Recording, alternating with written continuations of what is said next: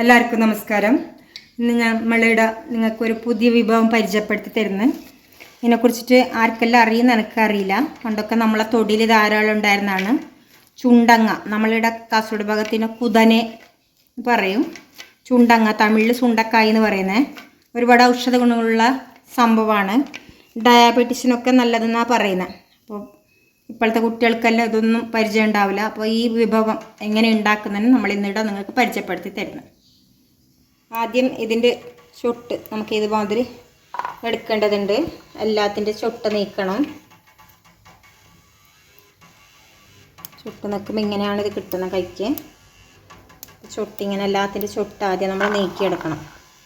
അപ്പോൾ നമ്മളെ ചാനൽ ഇതുവരെ സബ്സ്ക്രൈബ് ചെയ്യാത്തവർ സബ്സ്ക്രൈബ് ചെയ്യണേ, ലൈക്ക് ചെയ്യണേ, ഷെയർ ചെയ്യണേ പ്ലീസ്.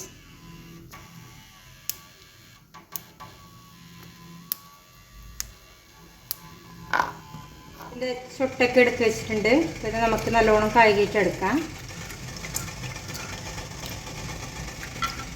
നമുക്കിനി ചതച്ചെടുക്കേണ്ടതുണ്ട്. പക്ഷേ ഇതിങ്ങനെ ചതയ്ക്കുമ്പോൾ തെറിച്ച് പോകുന്നു. അപ്പോൾ അതിന് വേണ്ടിയിട്ട് നമ്മൾ ആദ്യം ഇതിനൊന്ന് ചെറുതായിട്ടൊന്ന് വാട്ടിയെടുക്കേണ്ടതുണ്ട്. ഇതിന് വേണ്ടി ഒരു ചട്ടി അടുപ്പത്ത് വെച്ചിട്ടുണ്ട്. ചട്ടി ചൂടായിട്ടുണ്ട്. നമുക്കിതിലോട്ട് ഒരു സ്പൂണിൻ്റെ അത്ര എണ്ണ ഒഴിച്ച് കൊടുക്കാം. ചുണ്ടങ്ങ ഇതിലേക്ക് ഇട്ട് കൊടുക്കാം.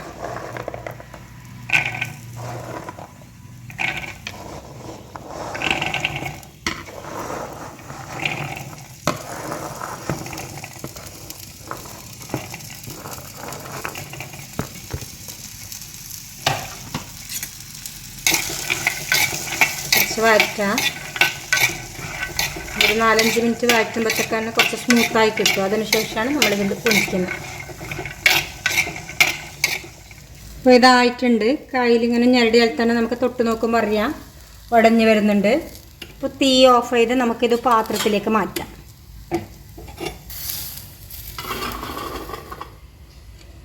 നല്ലോണം ചതച്ചെടുക്കാം. വെറുതെ ഇങ്ങനെ കുത്തിയാൽ തന്നെ ചതഞ്ഞ് കിട്ടുന്നുണ്ട്.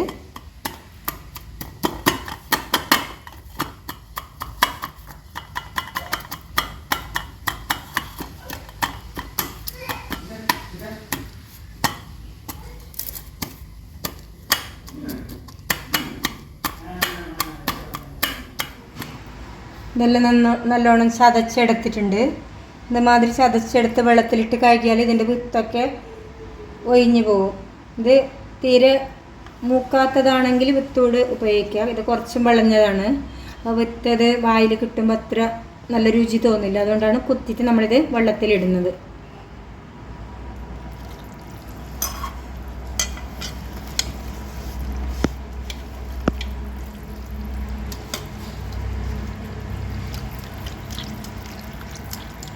ഇത് ഞരടുമ്പോൾ വിത്തൊക്കെ താഴോട്ട് പോകും.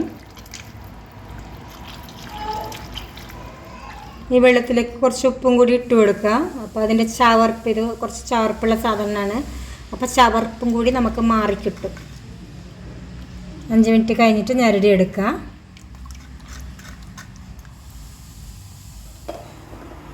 ഇത് ഉപ്പ് വെള്ളത്തിൽ നിന്ന് 2 പ്രാവശ്യം കഴുകിയിട്ടെടുത്തിട്ടുണ്ട്. പിന്നെ വിത്തൊക്കെ കളഞ്ഞിട്ടുണ്ട്. ഇനി നമുക്കിത് കറിയാക്കാം. ചട്ടി ചൂടായിട്ടുണ്ട്. എണ്ണ ഒഴിക്കാം.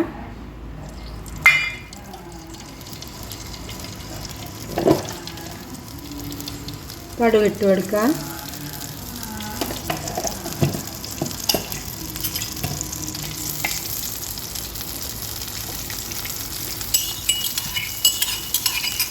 കടുക് പൊട്ടിട്ടുണ്ട്. വെളുത്തുള്ളി ഇട്ട് കൊടുക്കാം.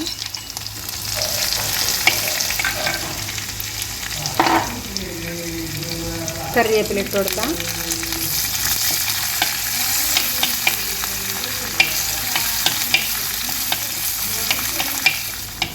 വെളുത്തുള്ളി ചുമന്നിട്ടുണ്ട്. നമുക്ക് മുളക് പൊടി ചേർത്ത് കൊടുക്കാം.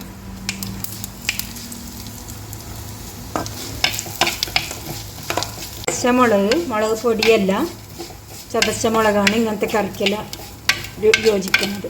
മുളക് നല്ലോണം ചൂടായിട്ടുണ്ട്. നമുക്ക് ചുണ്ടൊക്കെ അതിലേക്ക് ഇട്ട് കൊടുക്കാം.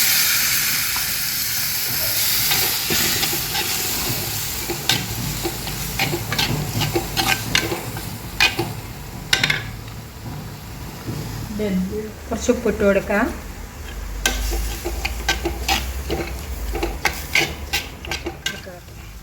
ഇനി പുളിവെള്ളം ഒഴിച്ച് കൊടുക്കാം.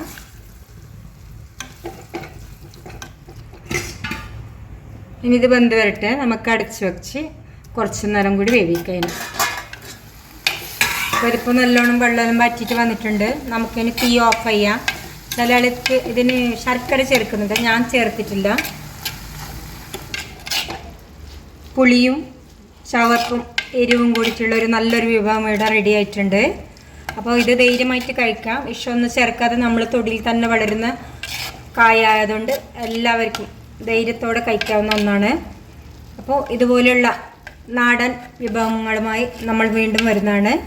നമ്മളെ ഈ ചാനൽ ഇഷ്ടപ്പെട്ടിട്ടുണ്ടെങ്കിൽ ദയവ് ചെയ്ത് എല്ലാവരും സബ്സ്ക്രൈബ് ചെയ്യണേ.